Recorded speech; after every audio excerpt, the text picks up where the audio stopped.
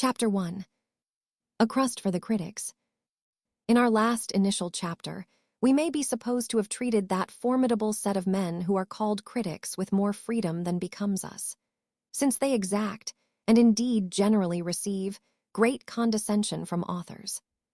We shall in this, therefore, give the reasons of our conduct to this august body, and here we shall, perhaps, place them in a light in which they have not hitherto been seen.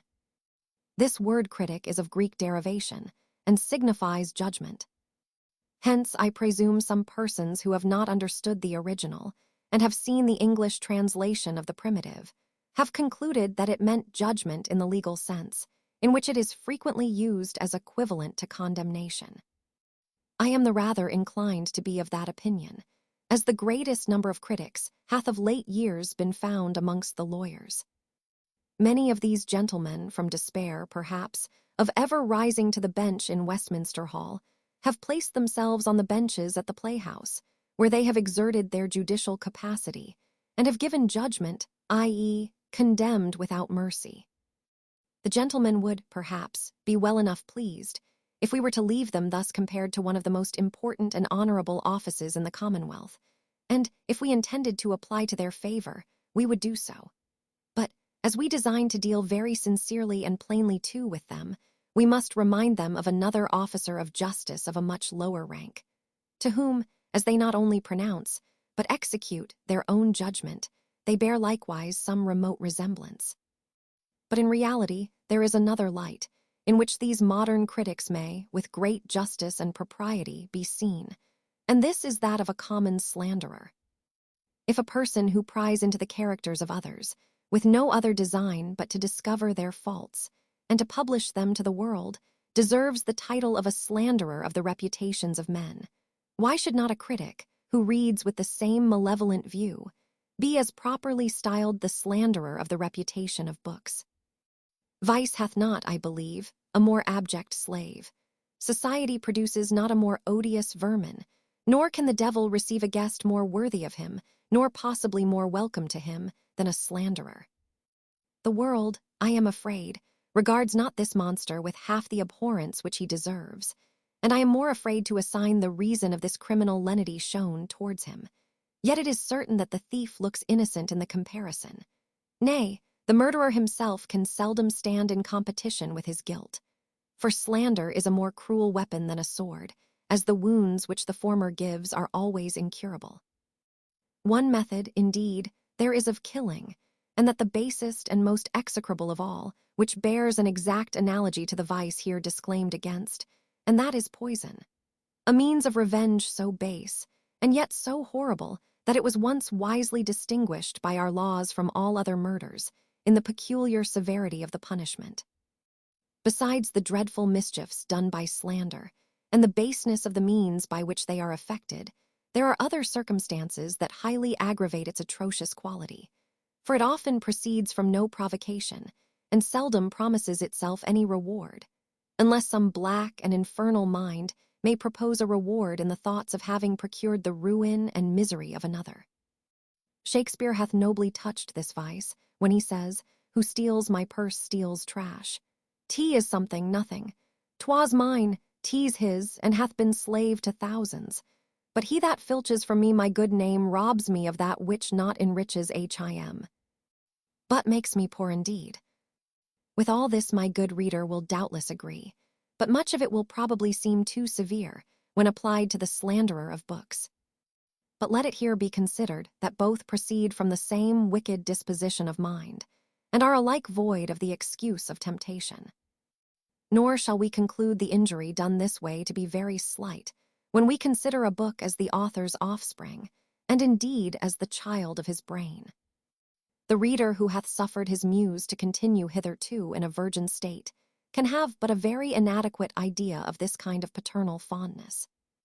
To such we may parody the tender exclamation of Macduff, "Alas, thou hast written no book."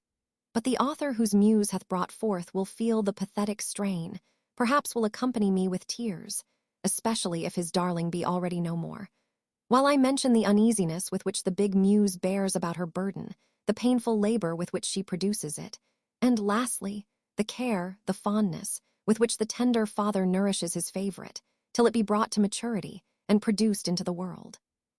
Nor is there any paternal fondness which seems less to savor of absolute instinct, and which may so well be reconciled to worldly wisdom as this. These children may most truly be called the riches of their father, and many of them have with true filial piety fed their parent in his old age, so that not only the affection, but the interest of the author may be highly injured by these slanderers, whose poisonous breath brings his book to an untimely end. Lastly, the slander of a book is, in truth, the slander of the author. For, as no one can call another bastard without calling the mother a whore, so neither can anyone give the names of sad stuff, horrid nonsense, and to a book without calling the author a blockhead, which, though in a moral sense it is a preferable appellation to that of villain, is perhaps rather more injurious to his worldly interest. Now, however ludicrous all this may appear to some, others, I doubt not, will feel and acknowledge the truth of it, nay, may, perhaps, think I have not treated the subject with decent solemnity, but surely a man may speak truth with a smiling countenance. In reality, to depreciate a book maliciously, or even wantonly, is at least a very ill-natured office, and a morose, snarling critic may, I believe, be suspected to be a bad man. I will therefore endeavor, in the remaining part of this chapter, to explain the marks of this character, and to show what criticism I here intend to obviate. For I can never be understood, unless by the very persons here meant, to insinuate that there are no proper judges of writing, or to endeavor to exclude from the commonwealth of literature any of those noble critics to whose labors the learned world are so greatly indebted. Such were Aristotle, Horace, and Longinus, among the Antients, Dacier and Bossu among the French, and some perhaps among us, who have certainly been duly authorized to execute at least a judicial authority in foro literario.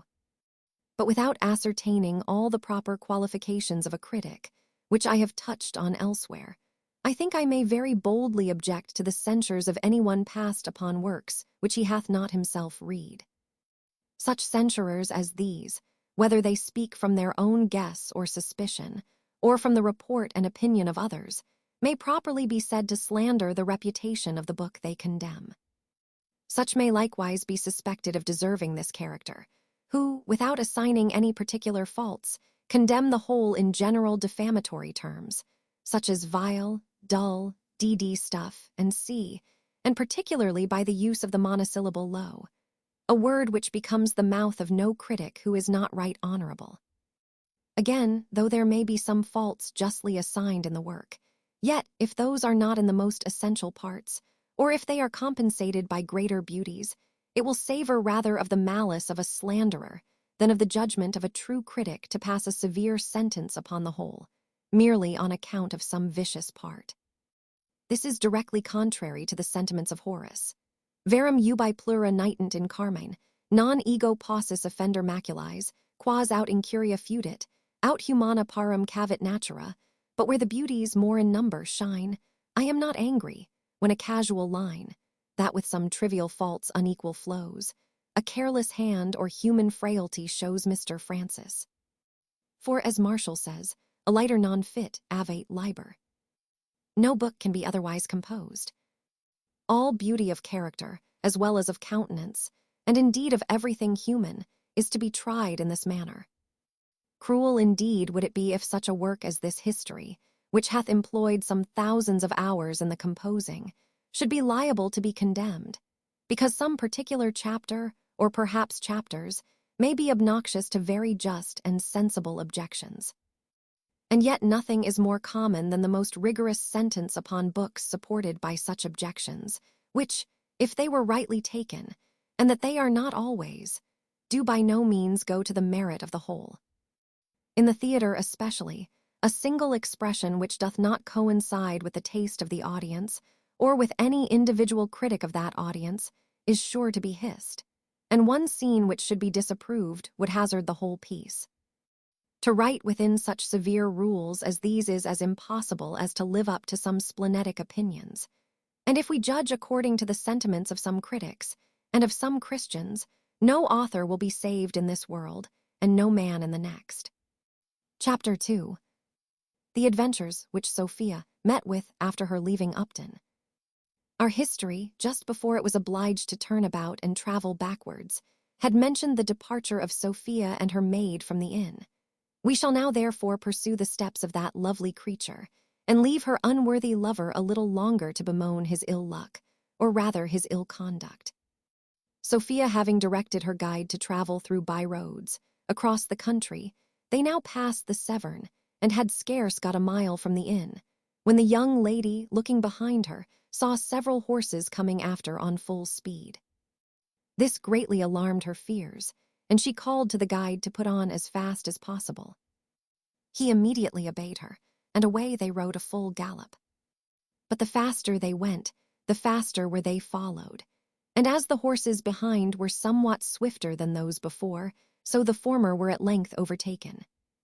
A happy circumstance for poor Sophia, whose fears, joined to her fatigue, had almost overpowered her spirits, but she was now instantly relieved by a female voice that greeted her in the softest manner and with the utmost civility. This greeting Sophia, as soon as she could recover her breath, with like civility and with the highest satisfaction to herself, returned. The travelers who joined Sophia, and who had given her such terror, consisted, like her own company, of 2 females and a guide. The 2 parties proceeded 3 full miles together before anyone offered again to open their mouths, when our heroine, having pretty well got the better of her fear, but yet being somewhat surprised that the others still continued to attend her, as she pursued no great road, and had already passed through several turnings, accosted the strange lady in a most obliging tone, and said, she was very happy to find they were both traveling the same way.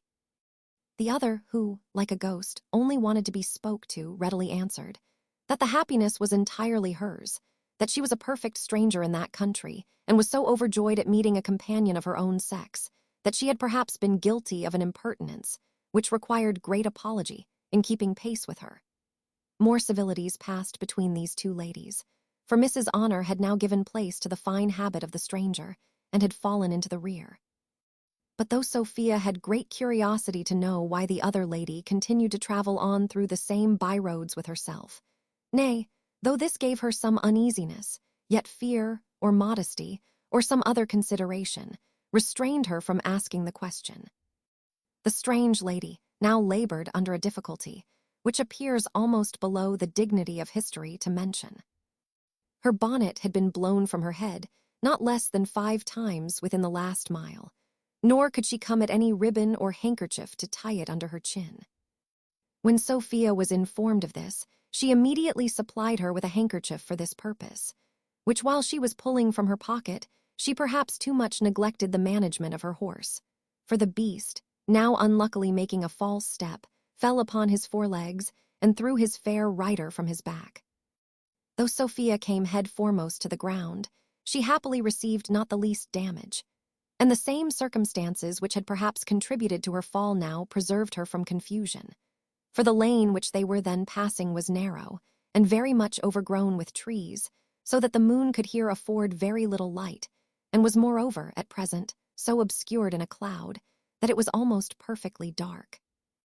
By these means the young lady's modesty, which was extremely delicate, escaped as free from injury as her limbs, and she was once more reinstated in her saddle, having received no other harm than a little fright by her fall. Daylight at length appeared in its full luster, and now the 2 ladies, who were riding over a common side by side, looking steadfastly at each other, at the same moment both their eyes became fixed, both their horses stopped, and both speaking together with equal joy pronounced, the one the name of Sophia, the other that of Harriet. This unexpected encounter surprised the ladies much more than I believe it will the sagacious reader, who must have imagined that the strange lady could be no other than Mrs. Fitzpatrick, the cousin of Miss Western, whom we before mentioned to have sallied from the inn a few minutes after her. So great was the surprise and joy which these 2 cousins conceived at this meeting, for they had formerly been most intimate acquaintance and friends, and had long lived together with their Aunt Western, that it is impossible to recount half the congratulations which passed between them, before either asked a very natural question of the other, namely, whither she was going. This at last, however, came first from Mrs. Fitzpatrick. But easy and natural as the question may seem, Sophia found it difficult to give it a very ready and certain answer. She begged her cousin, therefore, to suspend all curiosity till they arrived at some inn, which I suppose, says she, can hardly be far distant, and believe me, Harriet, I suspend as much curiosity on my side, for indeed I believe our astonishment is pretty equal. The conversation which passed between these ladies on the road was, I apprehend, little worth relating, and less certainly was that between the two waiting women, for they likewise began to pay their compliments to each other. As for the guides, they were debarred from the pleasure of discourse, the one being placed in the van, and the other obliged to bring up the rear. In this posture they travelled many hours, till they came into a wide and well-beaten road, which, as they turned to the right, soon brought them to a very fair promising inn, where they all alighted. But so fatigued was Sophia, that as she had sat her horse during the last 5 or 6 miles with great difficulty, so was she now incapable of dismounting from him without assistance. This the landlord, who had hold of her horse, presently perceiving, offered to lift her in his arms from her saddle, and she too readily accepted the tender of his service. Indeed, fortune seems to have resolved to put Sophia to the blush that day, and the second malicious attempt succeeded better than the first, for my landlord had no sooner received the young lady in his arms than his feet, which the gout had lately very severely handled, gave way, and down he tumbled. But at the same time, with no less dexterity than gallantry, contrived to throw himself under his charming burden, so that he alone received any bruise from the fall. For the great injury which happened to Sophia was a violent shock given to her modesty by an immoderate grin, which, at her rising from the ground, she observed in the countenances of most of the bystanders. This made her suspect what had really happened, and what we shall not here relate for the indulgence of those readers who are capable of laughing at the offense given to a young lady's delicacy.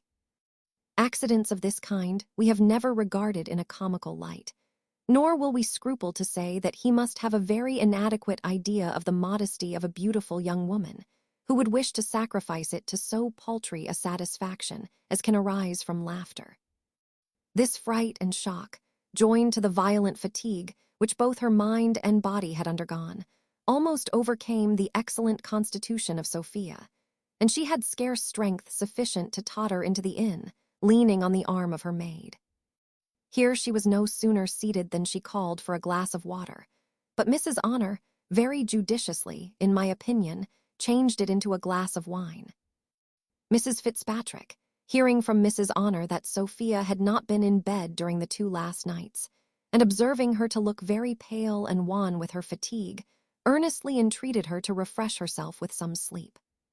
She was yet a stranger to her history or her apprehensions, but had she known both, she would have given the same advice, for rest was visibly necessary for her, and their long journey through byroads so entirely removed all danger of pursuit that she was herself perfectly easy on that account.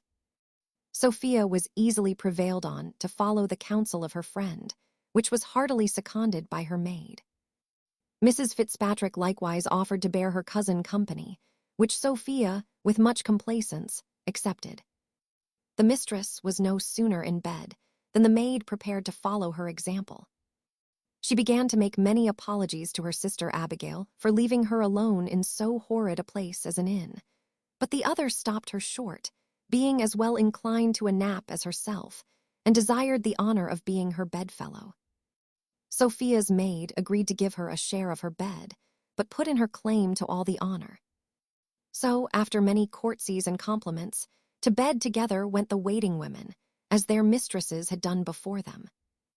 It was usual with my landlord, as indeed it is with the whole fraternity, to inquire particularly of all coachmen, footmen, postboys, and others, into the names of all his guests, what their estate was and where it lay.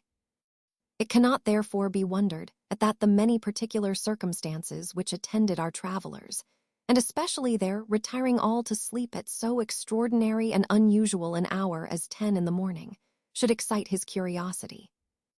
As soon, therefore, as the guides entered the kitchen, he began to examine who the ladies were and whence they came. But the guides, though they faithfully related all they knew, gave him very little satisfaction. On the contrary, they rather inflamed his curiosity than extinguished it. This landlord had the character, among all his neighbors, of being a very sagacious fellow. He was thought to see farther and deeper into things than any man in the parish, the parson himself not excepted. Perhaps his look had contributed not a little to procure him this reputation, for there was in this something wonderfully wise and significant, especially when he had a pipe in his mouth, which, indeed, he seldom was without. His behavior, likewise, greatly assisted in promoting the opinion of his wisdom. In his deportment he was solemn, if not sullen, and when he spoke, which was seldom, he always delivered himself in a slow voice, and though his sentences were short, they were still interrupted with many hums and haws, ayes, and other expletives, so that though he accompanied his words with certain explanatory gestures, such as shaking or nodding the head, or pointing with his forefinger, he generally left his hearers to understand more than he expressed. Nay, he commonly gave them a hint that he knew much more than he thought proper to disclose. This last circumstance alone may, indeed, very well account for his character of wisdom, since men are strangely inclined to worship what they do not understand. A grand secret, upon which several imposers on mankind have totally relied for the success of their frauds.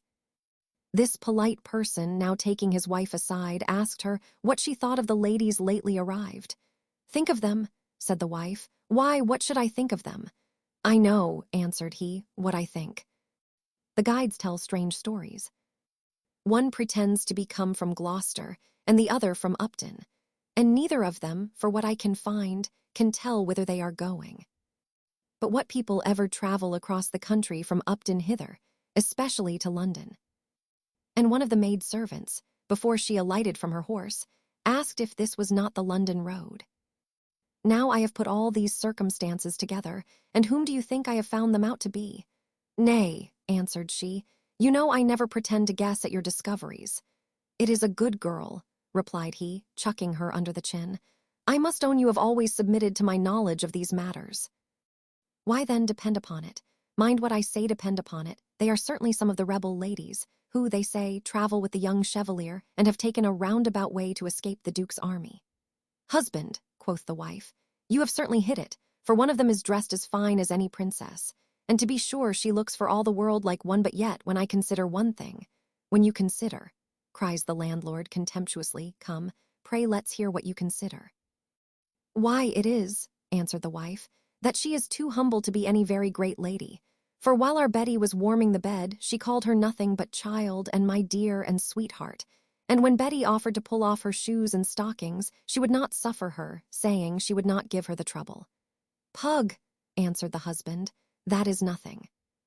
Dost think, because you have seen some great ladies rude and uncivil to persons below them, that none of them know how to behave themselves when they come before their inferiors? I think I know people of fashion. When I see them, I think I do. Did not she call for a glass of water when she came in? Another sort of women would have called for a dram. You know they would. If she be not a woman of very great quality, sell me for a fool, and I believe those who buy me will have a bad bargain. Now would a woman of her quality travel without a footman, unless upon some such extraordinary occasion?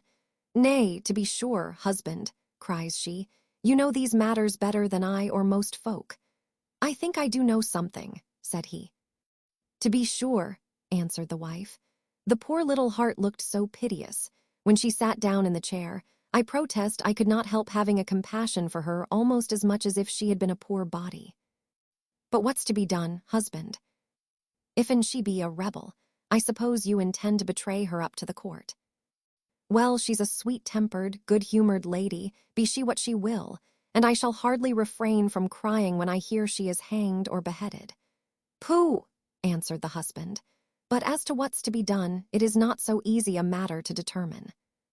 I hope before she goes away we shall have the news of a battle, for if the Chevalier should get the better, she may gain us interest at court, and make our fortunes without betraying her. Why, that's true, replied the wife, and I heartily hope she will have it in her power. Certainly she's a sweet good lady. It would go horribly against me to have her come to any harm. Pooh, cries the landlord. "Women are always so tender-hearted." "Why, you would not harbor rebels, would you?" "No, certainly," answered the wife. "And as for betraying her, come what will on't, nobody can blame us. It is what anybody would do in our case." While our politic landlord, who had not, we see, undeservedly the reputation of great wisdom among his neighbors, was engaged in debating this matter with himself, for he paid little attention to the opinion of his wife. News arrived that the rebels had given the Duke the slip and had got a day's march towards London. And soon after arrived a famous Jacobite squire, who, with great joy in his countenance, shook the landlord by the hand, saying, "All's our own, boy. 10,000 honest Frenchmen are landed in Suffolk. Old England forever. 10,000 French, my brave lad. I am going to tap away directly." This news determined the opinion of the wise man, and he resolved to make his court to the young lady when she arose, for he had now, he said, discovered that she was no other than Madame Jenny Cameron herself. Chapter 3. A very short chapter, in which however is a sun, a moon, a star, and an angel. The sun, for he keeps very good hours at this time of the year, had been some time retired to rest when Sophia arose greatly refreshed by her sleep, which, short as it was, nothing but her extreme fatigue could have occasioned. For though she had told her maid, and perhaps herself too, that she was perfectly easy when she left Upton, yet it is certain her mind was a little affected with that malady which is attended with all the restless symptoms of a fever, and is perhaps the very distemper which physicians mean, if they mean anything, by the fever on the spirits. Mrs. Fitzpatrick likewise left her bed at the same time, and having summoned her maid, immediately dressed herself. She was really a very pretty woman, and had she been in any other company but that of Sophia, might have been thought beautiful. But when Mrs. Honor of her own accord attended, for her mistress would not suffer her to be waked, and had equipped our heroine, the charms of Mrs. Fitzpatrick, who had performed the office of the morning star, and had preceded greater glories, shared the fate of that star, and were totally eclipsed the moment those glories shone forth. Perhaps Sophia never looked more beautiful than she did at this instant. We ought not, therefore, to condemn the maid of the inn for her hyperbole, who, when she descended, after having lighted the fire, declared, and ratified it with an oath, that if ever there was an angel upon earth, she was now above stairs. Sophia had acquainted her cousin with her design to go to London, and Mrs. Fitzpatrick had agreed to accompany her, for the arrival of her husband at Upton had put an end to her design of going to Bath or to her Aunt Western. They had therefore no sooner finished their tea than Sophia proposed to set out, the moon then shining extremely bright, and as for the frost, she defied it. Nor had she any of those apprehensions which many young ladies would have felt at traveling by night, for she had, as we have before observed, some little degree of natural courage, and this, her present sensations, which bordered somewhat on despair, greatly increased. Besides, as she had already traveled twice with safety by the light of the moon, she was the better emboldened to trust to it a third time. The disposition of Mrs. Fitzpatrick was more timorous, for though the greater terrors had conquered the less, and the presence of her husband had driven her away at so unseasonable an hour from Upton, yet, being now arrived at a place where she thought herself safe from his pursuit, these lesser terrors of I know not what operated so strongly, that she earnestly entreated her cousin to stay till the next morning, and not expose herself to the dangers of traveling by night. Sophia, who was yielding to an excess, when she could neither laugh nor reason her cousin out of these apprehensions, at last gave way to them. Perhaps, indeed, had she known of her father's arrival at Upton, it might have been more difficult to have persuaded her, for as to Jones, she had, I am afraid, no great horror at the thoughts of being overtaken by him. Nay, to confess the truth, I believe she rather wished than feared it, though I might honestly enough have concealed this wish from the reader, as it was one of those secret spontaneous emotions of the soul to which the reason is often a stranger. When our young ladies had determined to remain all that evening in their inn, they were attended by the landlady, who desired to know what their ladyships would be pleased to eat. Such charms were there in the voice, in the manner, and in the affable deportment of Sophia, that she ravished the landlady to the highest degree, And that good woman, concluding that she had attended Jenny Cameron, became in a moment a staunch Jacobite and wished heartily well to the young pretender's cause, from the great sweetness and affability with which she had been treated by his supposed mistress. The two cousins began now to impart to each other their reciprocal curiosity to know what extraordinary accidents on both sides occasioned this so strange and unexpected meeting. At last Mrs. Fitzpatrick, having obtained of Sophia a promise of communicating likewise in her turn, began to relate what the reader, if he is desirous to know her history, may read in the ensuing chapter. Chapter 4. The History of Mrs. Fitzpatrick. Mrs. Fitzpatrick, after a silence of a few moments, fetching a deep sigh, thus began. It is natural to the unhappy to feel a secret concern in recollecting those periods of their lives which have been most delightful to them.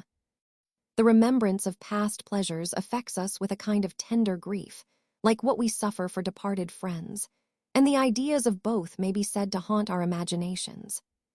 For this reason, I never reflect without sorrow on those days, the happiest far of my life, which we spent together when both were under the care of my Aunt Western.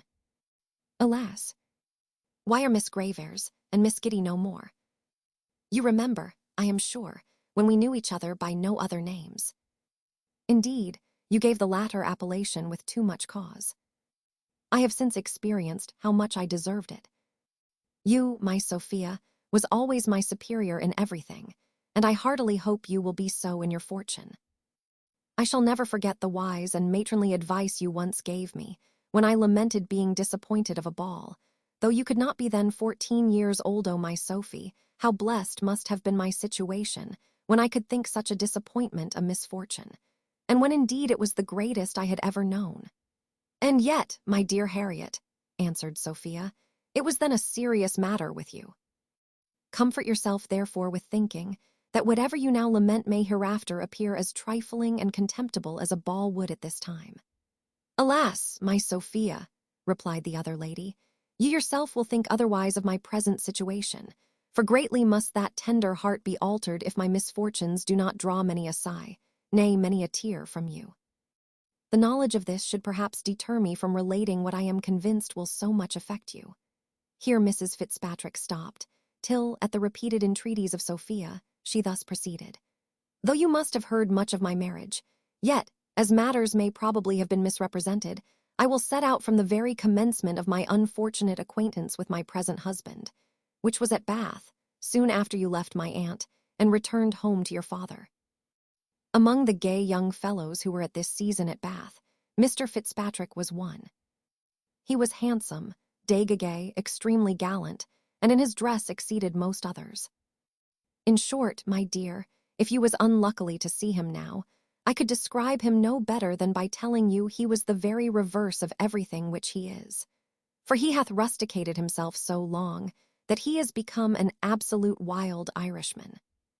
But to proceed in my story, the qualifications which he then possessed so well recommended him, that though the people of quality at that time lived separate from the rest of the company, and excluded them from all their parties, Mr. Fitzpatrick found means to gain admittance.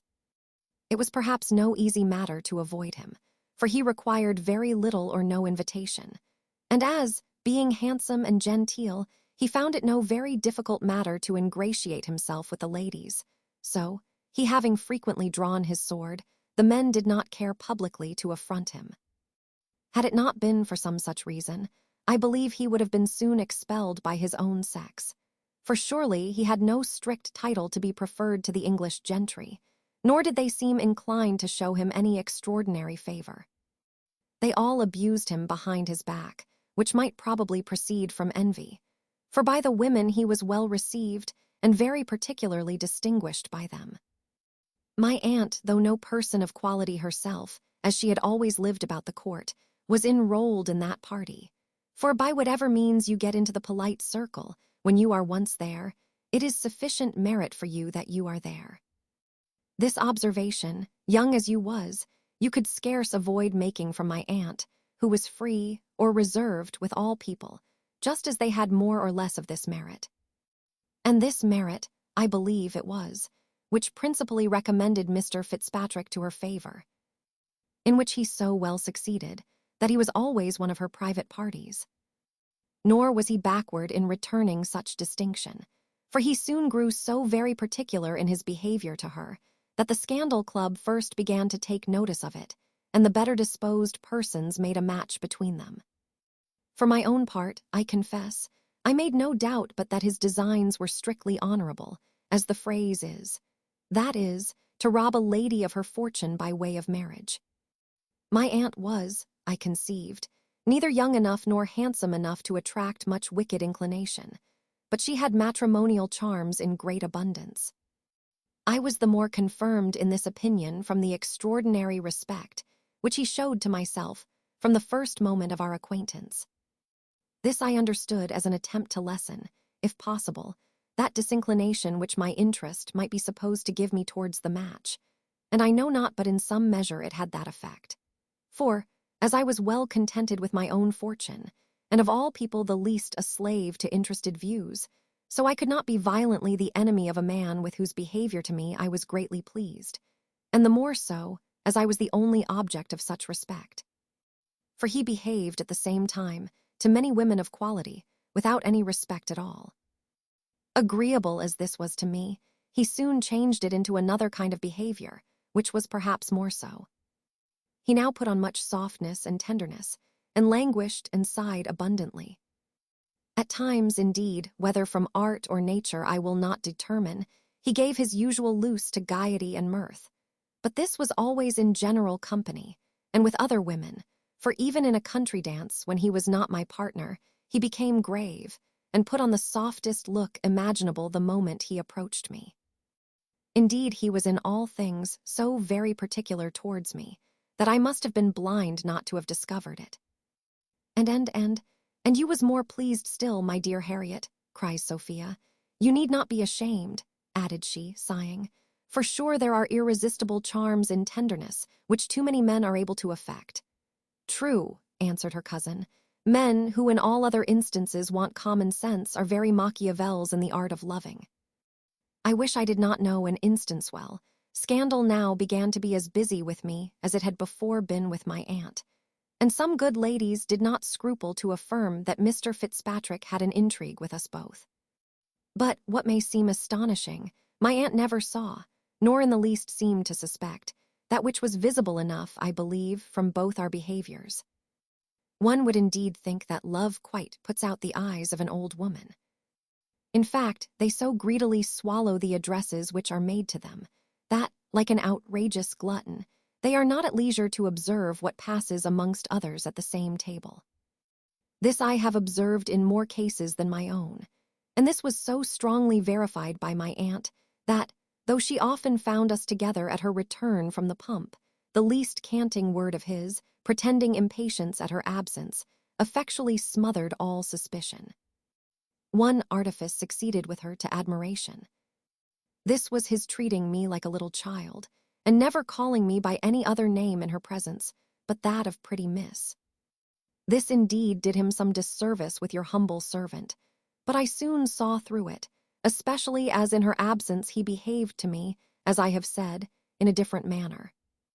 However, if I was not greatly disobliged by a conduct of which I had discovered the design, I smarted very severely for it, for my aunt really conceived me to be what her lover, as she thought him, called me, and treated me in all respects as a perfect infant.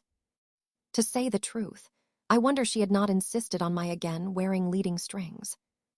At last, my lover, for so he was thought proper, in a most solemn manner, to disclose a secret which I had known long before.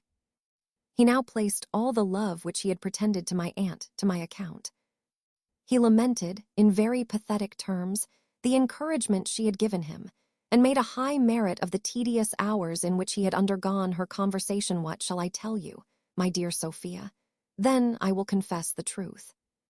I was pleased with my man. I was pleased with my conquest. To rival my aunt delighted me. To rival so many other women charmed me. In short, I am afraid I did not behave as I should do. Even upon the very first declaration I did not almost give him positive encouragement before we parted. The bath now talked loudly, I might almost say, roared against me. Several young women affected to shun my acquaintance, not so much, perhaps, from any real suspicion, as from a desire of banishing me from a company in which I too much engrossed their favorite man. And here I cannot omit expressing my gratitude to the kindness intended me by Mr. Nash, who took me one day aside and gave me advice, which if I had followed, I had been a happy woman. "Child," says he, "I am sorry to see the familiarity which subsists between you and a fellow who is altogether unworthy of you, and I am afraid will prove your ruin. As for your old stinking aunt, if it was to be no injury to you and my pretty Sophie Western, I assure you I repeat his words, I should be heartily glad that the fellow was in possession of all that belongs to her. I never advise old women, for if they take it into their heads to go to the devil, it is no more possible than worthwhile to keep them from him. Innocence and youth and beauty are worthy a better fate, and I would save them from his clutches. Let me advise you, therefore, dear child, never suffer this fellow to be particular with you again." Many more things he said to me, which I have now forgotten, and indeed I attended very little to them at the time, for inclination contradicted all he said, and besides, I could not be persuaded that women of quality would condescend to familiarity with such a person as he described. But I am afraid, my dear, I shall tire you with a detail of so many minute circumstances. To be concise, therefore, imagine me married. Imagine me with my husband, at the feet of my aunt, and then imagine the maddest woman in Bedlam in a raving fit, and your imagination will suggest to you no more than what really happened. The very next day my aunt left the place, partly to avoid seeing Mr. Fitzpatrick or myself, and as much perhaps to avoid seeing anyone else. For though I am told she hath since denied everything stoutly, I believe she was then a little confounded at her disappointment. Since that time, I have written to her many letters, but never could obtain an answer, which I must own sits somewhat the heavier, as she herself was, though undesignedly, the occasion of all my sufferings.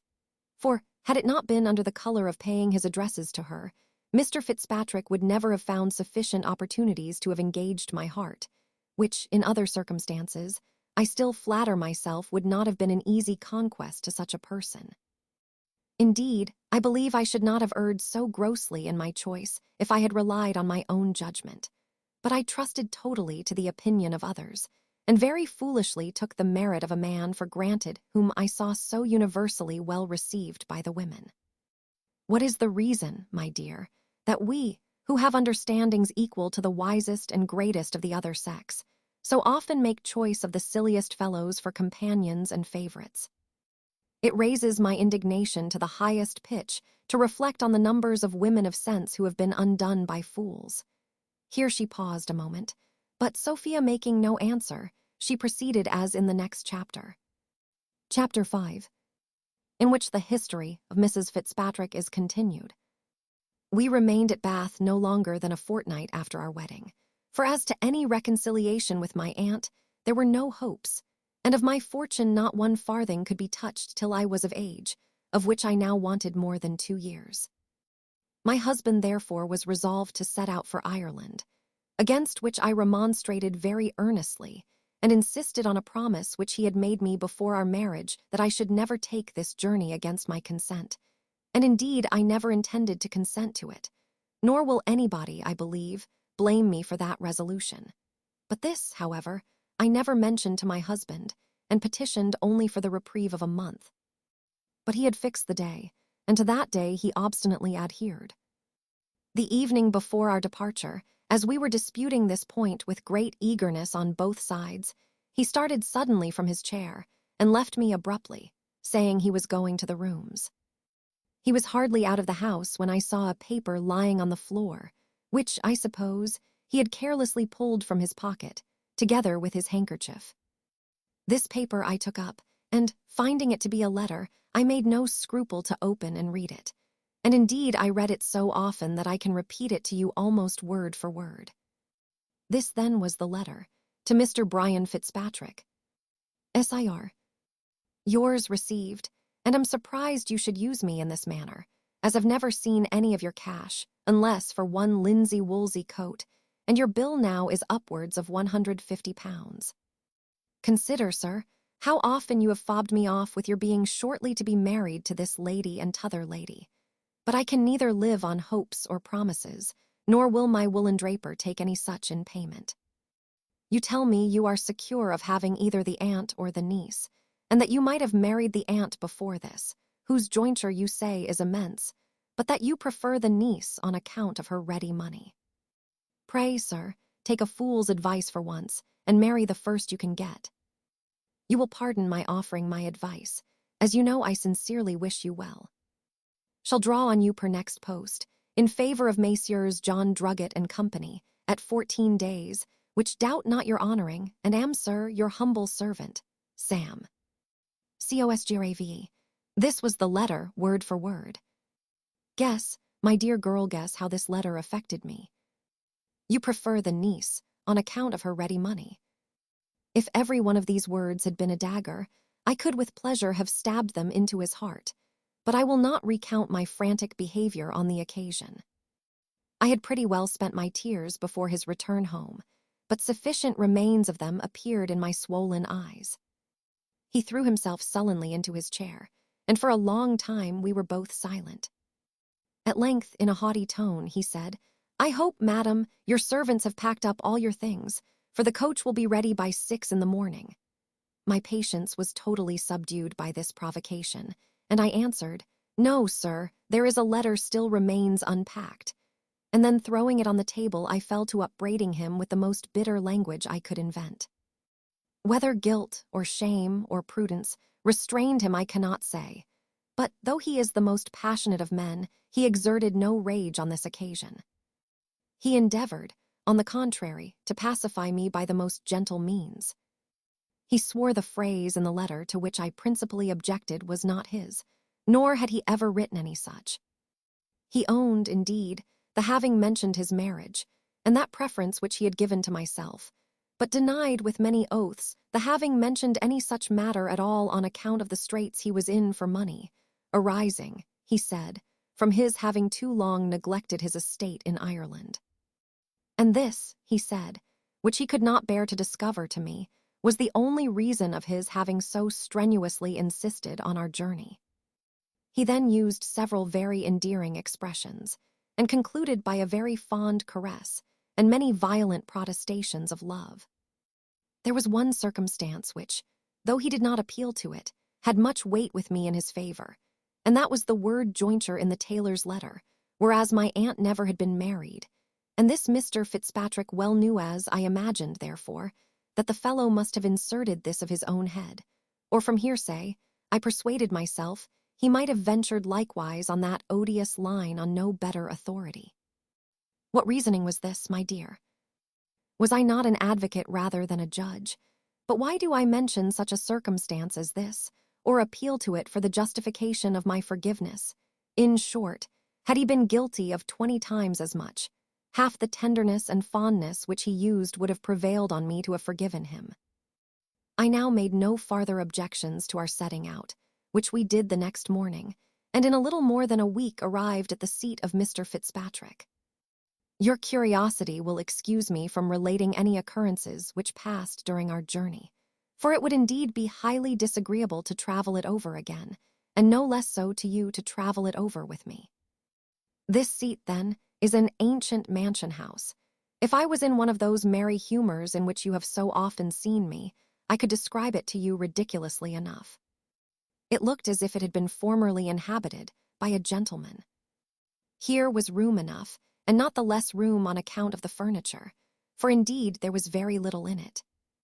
An old woman, who seemed coeval with the building, and greatly resembled her whom Chamont mentions in The Orphan, received us at the gate, and in a howl scarce human, and to me unintelligible, welcomed her master home. In short, the whole scene was so gloomy and melancholy that it threw my spirits into the lowest dejection, which my husband discerning, instead of relieving, increased by 2 or 3 malicious observations. There are good houses, madam, says he, as you find in other places besides England, but perhaps you had rather be in a dirty lodgings at Bath. Happy, my dear, is the woman who, in any state of life, hath a cheerful, good-natured companion to support and comfort her. But why do I reflect on happy situations only to aggravate my own misery? My companion, far from clearing up the gloom of solitude, soon convinced me that I must have been wretched with him in any place, and in any condition. In a word, he was a surly fellow, a character perhaps you have never seen, for indeed no woman ever sees it exemplified but in a father, a brother, or a husband, and though you have a father, he is not of that character. This surly fellow had formerly appeared to me the very reverse, and so he did still to every other person. Good heaven! How is it possible for a man to maintain a constant lie in his appearance abroad and in company, and to content himself with showing disagreeable truth only at home? Here, my dear, they make themselves amends for the uneasy restraint which they put on their tempers in the world. For I have observed, the more merry and gay and good-humored my husband hath at any time been in company, the more sullen and morose he was sure to become at our next private meeting. How shall I describe his barbarity? To my fondness he was cold and insensible. My little comical ways, which you, my Sophie, and which others have called so agreeable, he treated with contempt. In my most serious moments he sung and whistled, and whenever I was thoroughly dejected and miserable he was angry, and abused me. For though he was never pleased with my good humor, nor ascribed it to my satisfaction in him, yet my low spirits always offended him, and those he imputed to my repentance of having, as he said, married an Irishman. You will easily conceive, my dear Graveairs, I ask your pardon, I really forgot myself, that when a woman makes an imprudent match in the sense of the world, that is, when she is not an arrant prostitute to pecuniary interest, she must necessarily have some inclination and affection for her man. You will as easily believe that this affection may possibly be lessened. Nay, I do assure you, contempt will wholly eradicate it.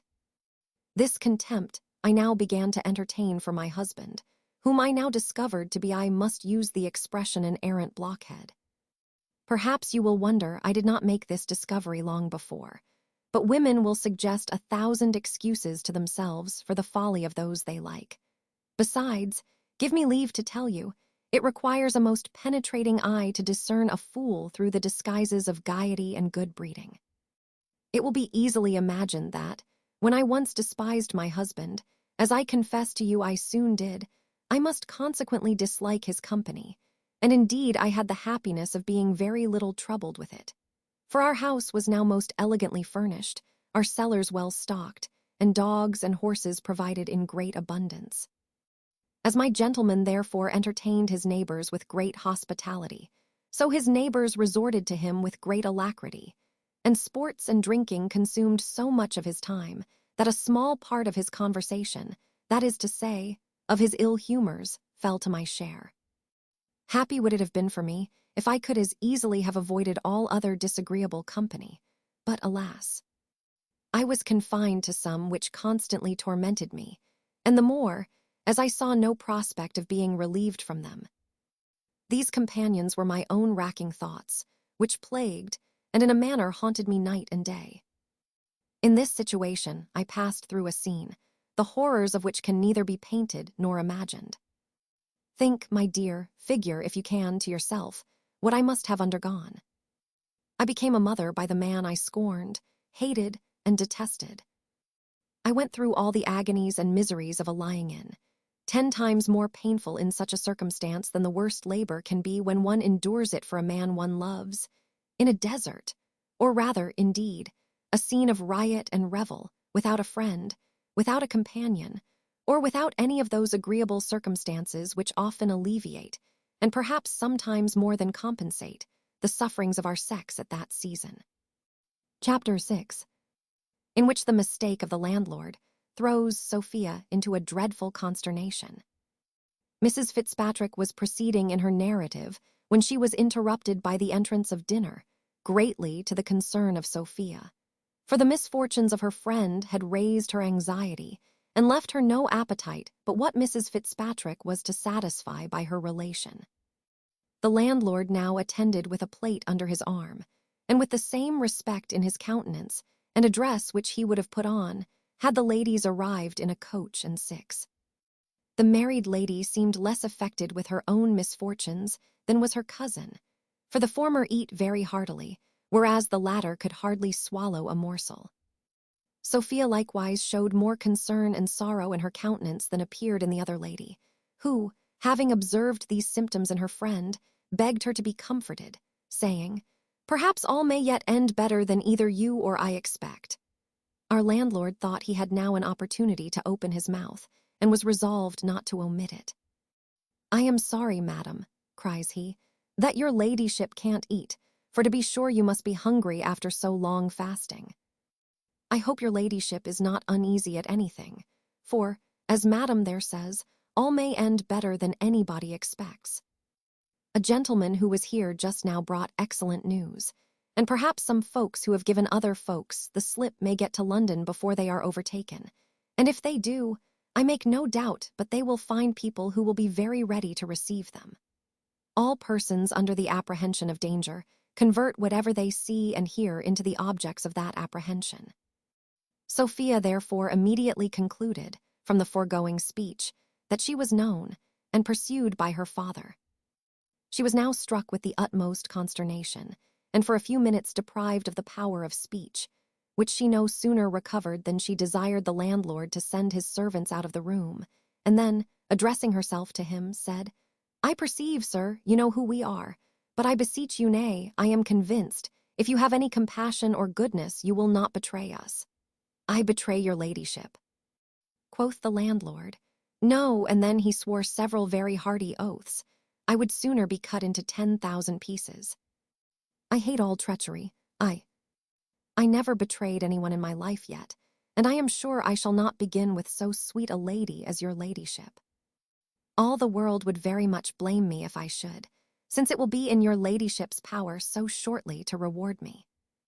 My wife can witness for me, I knew your ladyship the moment you came into the house.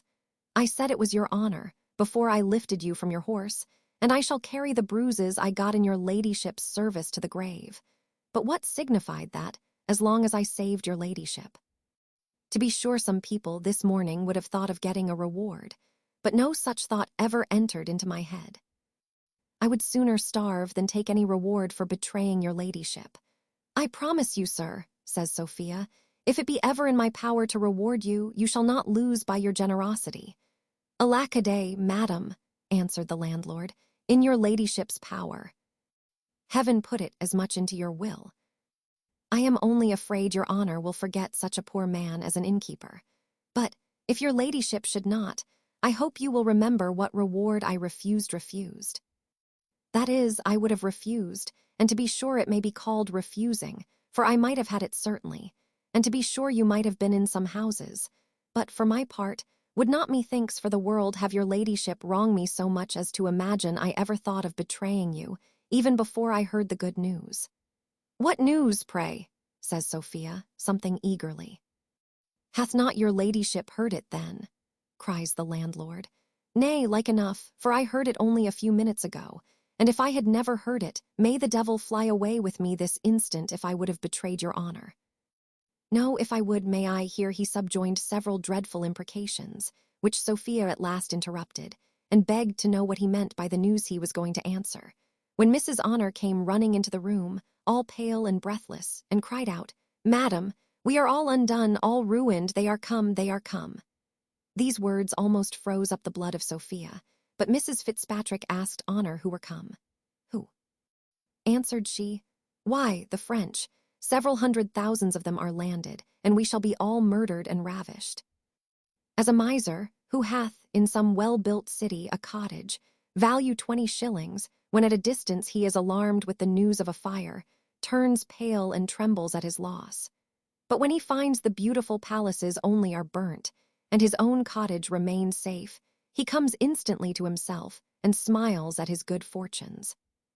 Or as, for we dislike something in the former simile, the tender mother, when terrified with the apprehension that her darling boy is drowned, is struck senseless and almost dead with consternation. But when she is told that little master is safe, And the victory only, with 1,200 brave men, gone to the bottom, life and sense again return. Maternal fondness enjoys the sudden relief from all its fears, and the general benevolence which at another time would have deeply felt the dreadful catastrophe, lies fast asleep in her mind.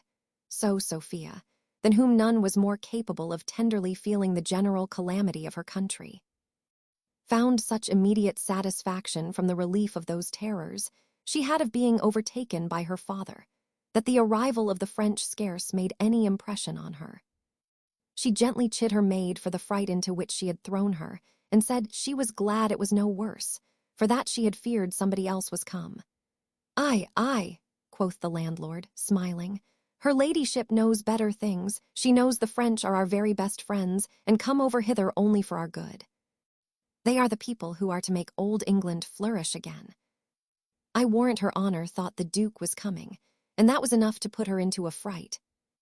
"I was going to tell your ladyship the news his honour's majesty, heaven bless him, hath given the Duke the slip, and is marching as fast as he can to London, and 10,000 French are landed to join him on the road."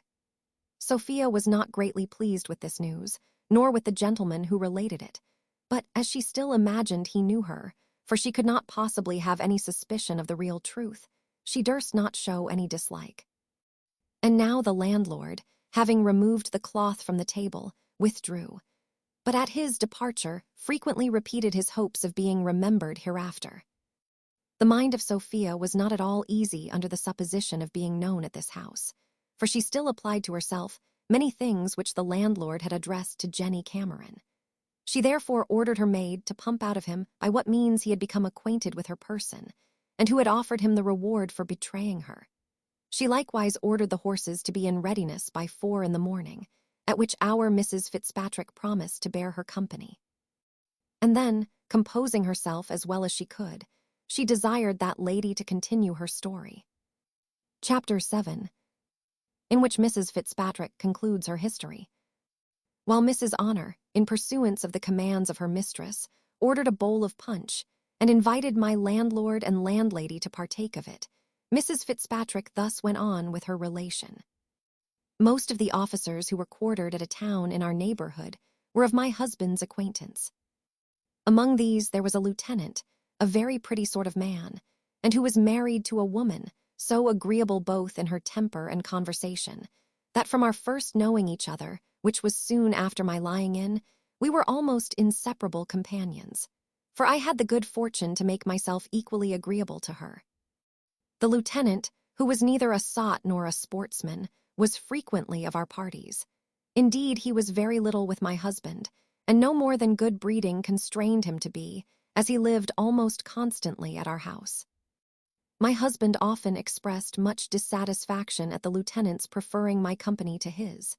He was very angry with me on that account, and gave me many a hearty curse for drawing away his companions, saying, I ought to be d-n'd for having spoiled one of the prettiest fellows in the world by making a milksop of him. You will be mistaken, my dear Sophia, if you imagine that the anger of my husband arose from my depriving him of a companion, for the lieutenant was not a person with whose society a fool could be pleased, and if I should admit the possibility of this, so little right had my husband to place the loss of his companion to me, that I am convinced it was my conversation alone which induced him ever to come to the house. No, child, it was envy, the worst and most rancorous kind of envy, the envy of superiority of understanding. The wretch could not bear to see my conversation preferred to his, by a man of whom he could not entertain the least jealousy. Oh, my dear Sophie, you are a woman of sense. If you marry a man, as is most probable you will, of less capacity than yourself, make frequent trials of his temper before marriage, and see whether he can bear to submit to such a superiority. Promise me, Sophie, you will take this advice, for you will hereafter find its importance. It is very likely I shall never marry at all, answered Sophia.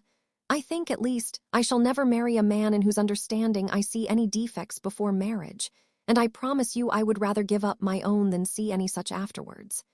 Give up your understanding, replied Mrs. Fitzpatrick. Oh, fie, child. I will not believe so meanly of you. Everything else I might myself be brought to give up, but never this. Nature would not have allotted this superiority to the wife in so many instances. If she had intended, we should all of us have surrendered it to the husband. This, indeed, men of sense never expect of us, of which the lieutenant I have just mentioned was one notable example. For though he had a very good understanding, he always acknowledged, as was really true, that his wife had a better. And this, perhaps, was one reason of the hatred my tyrant bore her. Before he would be so governed by a wife, he said, especially such an ugly bee. For, indeed, she was not a regular beauty, but very agreeable and extremely genteel. He would see all the women upon earth at the devil, which was a very usual phrase with him. He said, he wondered what I could see in her to be so charmed with her company. Since this woman, says he, hath come among us, there is an end of your beloved reading, which you pretended to like so much, that you could not afford time to return the visits of the ladies in this country. And I must confess I had been guilty of a little rudeness this way. For the ladies there are at least no better than the mere country ladies here. And I think I need make no other excuse to you for declining any intimacy with them. This correspondence, however, continued a whole year, even all the while the lieutenant was quartered in that town, for which I was contented to pay the tax of being constantly abused in the manner above mentioned by my husband. I mean when he was at home, for he was frequently absent a month at a time at Dublin, and once made a journey of 2 months to London. In all which journeys I thought it a very singular happiness that he never once desired my company. Nay, by his frequent censures on men who could not travel, as he phrased it, without a wife tied up to their tail, he sufficiently intimated that, had I been never so desirous of accompanying him, my wishes would have been in vain. But, heaven knows, such wishes were very far from my thoughts. At length my friend was removed from me, and I was again left to my solitude, to the tormenting conversation with my own reflections, and to apply to books for my only comfort. I now read almost all day long. How many books do you think I read in 3 months? I can't guess, indeed, cousin, answered Sophia. Perhaps half a score. Half 1,000, child, answered the other. I read a good deal in Daniel's English History of France, a great deal in Plutarch's Lives, the Atalantes, Pope's Homer, Dryden's Plays, Chillingworth, the Countess d'Aulnoy, and Locke's Human Understanding. During this interval I wrote 3 very supplicating, and I thought, moving letters to my aunt, but as I received no answer to any of them, my disdain would not suffer me to continue my application. Here she stopped, and looking earnestly at Sophia, said, Methinks, my dear, I read something in your eyes which reproaches me of a neglect in another place, where I should have met with a kinder return.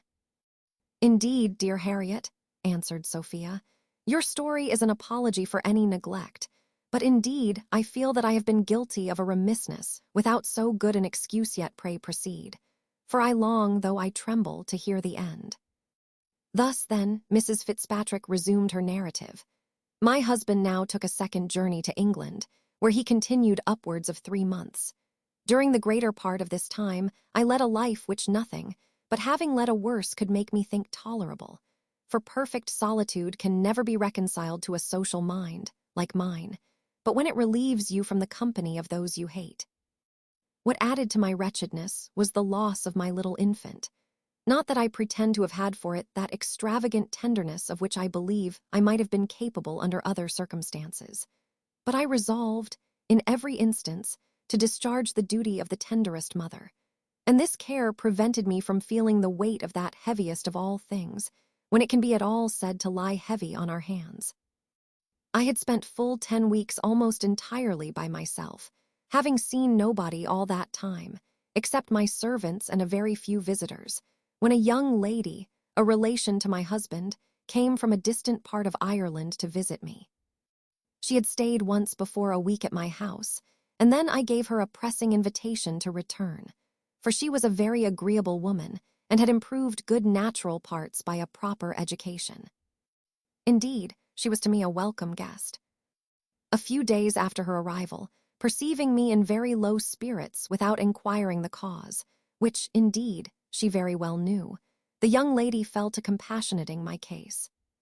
She said, Though politeness had prevented me from complaining to my husband's relations of his behavior, yet they all were very sensible of it, and felt great concern upon that account, but none more than herself. And after some more general discourse on this head, which I own I could not forbear countenancing, at last, after much previous precaution and enjoined concealment, she communicated to me, as a profound secret that my husband kept a mistress. You will certainly imagine I heard this news with the utmost insensibility. Upon my word. If you do, your imagination will mislead you.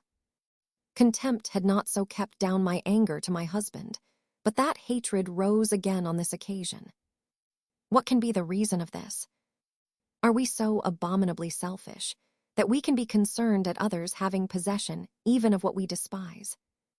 Or are we not rather abominably vain, and is not this the greatest injury done to our vanity? What think you, Sophia?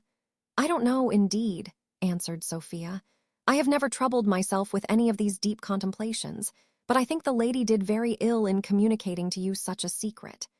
And yet, my dear, this conduct is natural, replied Mrs. Fitzpatrick, and when you have seen and read as much as myself, you will acknowledge it to be so. I am sorry to hear it is natural, returned Sophia, for I want neither reading nor experience to convince me that it is very dishonorable and very ill-natured. Nay, it is surely as ill-bred to tell a husband or wife of the faults of each other as to tell them of their own. Well, continued Mrs. Fitzpatrick, my husband at last returned, and if I am thoroughly acquainted with my own thoughts, I hated him now more than ever, but I despised him rather less, for certainly nothing so much weakens our contempt as an injury done to our pride or our vanity. He now assumed a carriage to me so very different from what he had lately worn, and so nearly resembling his behavior the first week of our marriage, that, had I now had any spark of love remaining, he might, possibly, have rekindled my fondness for him. But though hatred may succeed to contempt, and may perhaps get the better of it, love, I believe, cannot. The truth is, the passion of love is too restless to remain contented without the gratification which it receives from its object, and one can no more be inclined to love without loving than we can have eyes without seeing. When a husband, therefore, ceases to be the object of this passion, it is most probable some other man, I say, my dear. If your husband grows indifferent to you, if you once come to despise him, I say that is if you have the passion of love in you, Lud. I have bewildered myself so, but one is apt, in these abstracted considerations, to lose the concatenation of ideas, as Mr. Locke says. In short, the truth is in short, I scarce know what it is. But, as I was saying, my husband returned, and his behavior, at first, greatly surprised me. But he soon acquainted me with the motive, and taught me to account for it.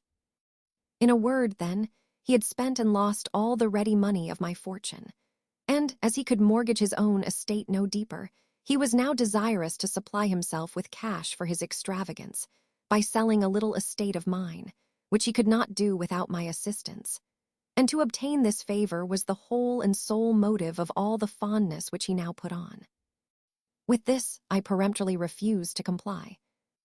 I told him, and I told him truly, that, had I been possessed of the Indies at our first marriage, he might have commanded it all.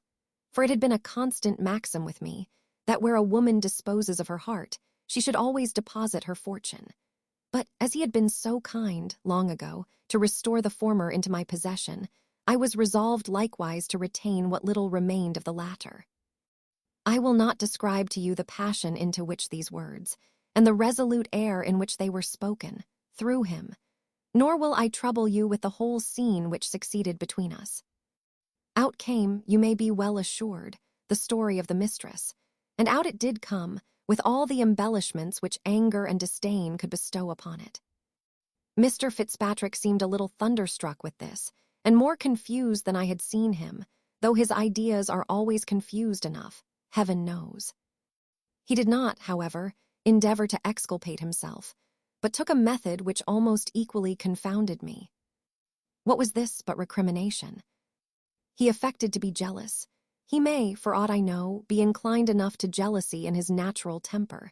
Nay, he must have had it from nature, or the devil must have put it into his head. For I defy all the world to cast a just aspersion on my character.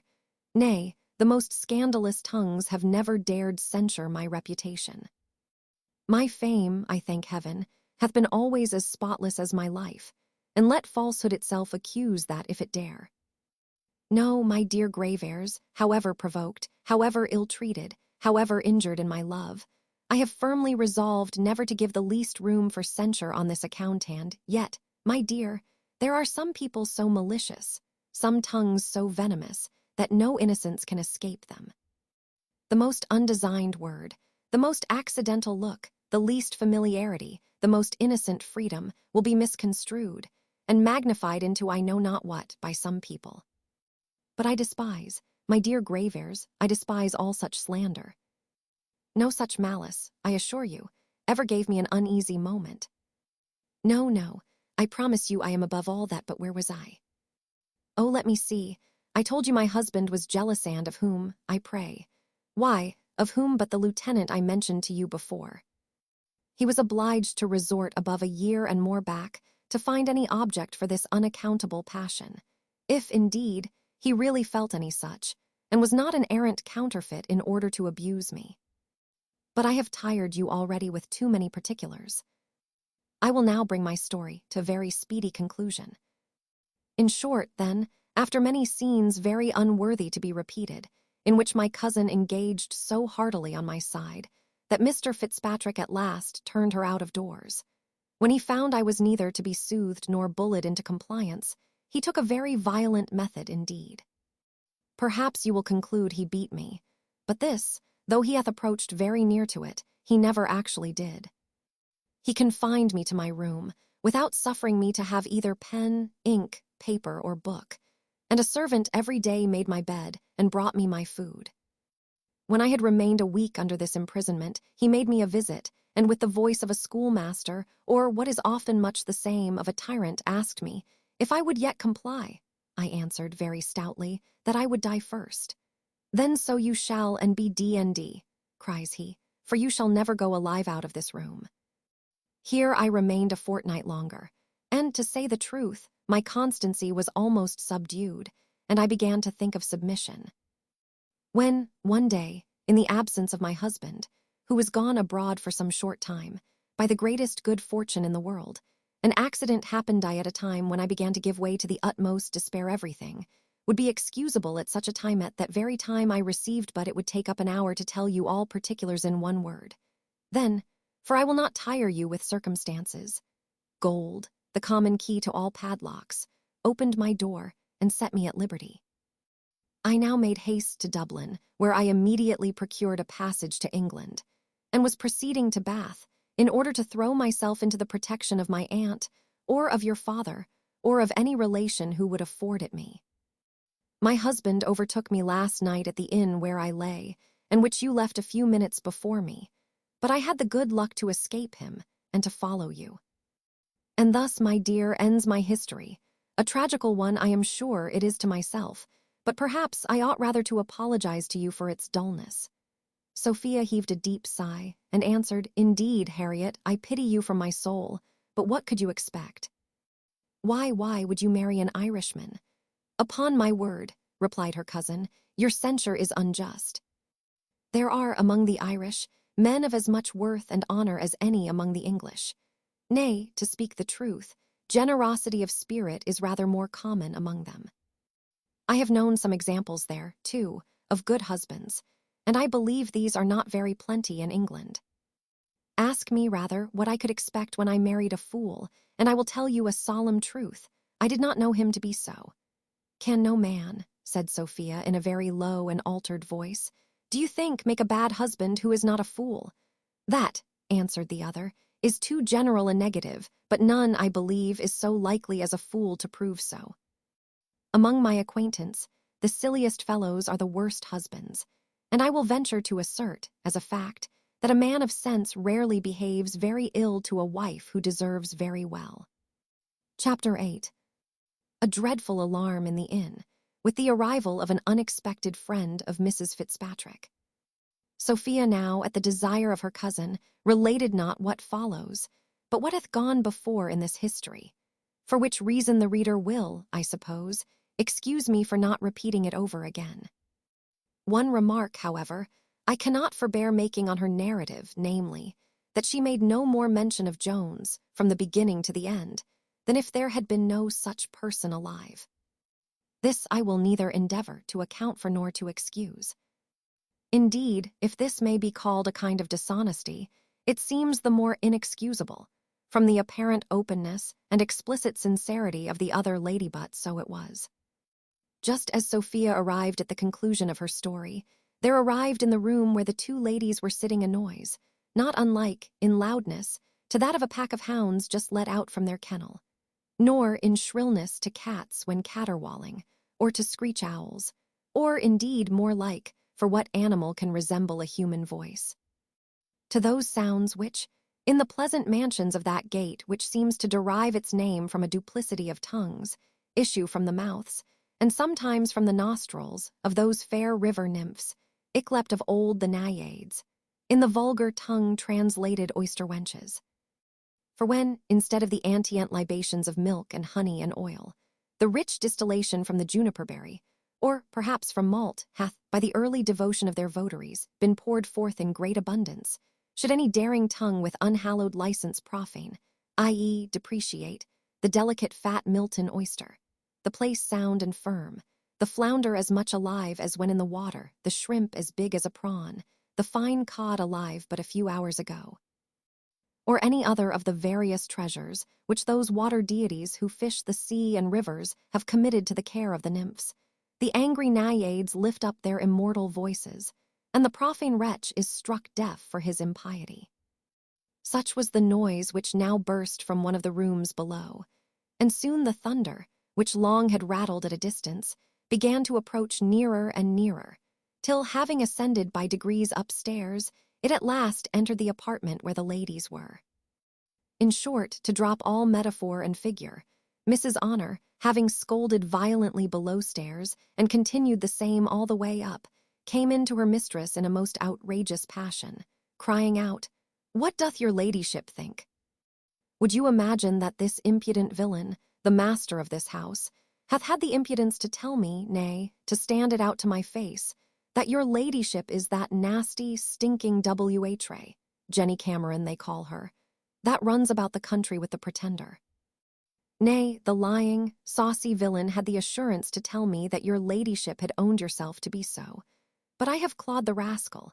I have left the marks of my nails in his impudent face. My lady, says I, you saucy scoundrel, my lady is meet for no pretenders. She is a young lady of as good fashion, and family and fortune, as any in Somersetshire. Did you never hear of the great Squire Western, Sirrah? She is his only daughter. She is an heiress to all his great estate.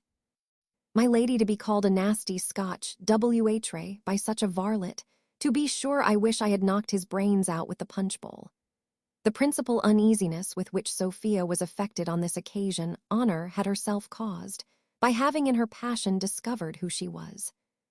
However, as this mistake of the landlord sufficiently accounted for those passages which Sophia had before mistaken, she acquired some ease on that account, nor could she, upon the whole, forbear smiling. This enraged Honor, and she cried, "Indeed, madam, I did not think your ladyship would have made a laughing matter of it. To be called whore by such an impudent low rascal. Your ladyship may be angry with me, for aught I know, for taking your part, since proffered service, they say, stinks. But to be sure I could never bear to hear a lady of mine called whore, nor will I bear it. I am sure your ladyship is as virtuous a lady as ever sat foot on English ground, and I will claw any villain's eyes out who dares for to offer to presume for to say the least word to the contrary. Nobody ever could say the least ill of the character of any lady that ever I waited upon. Hinc illi lacrimae.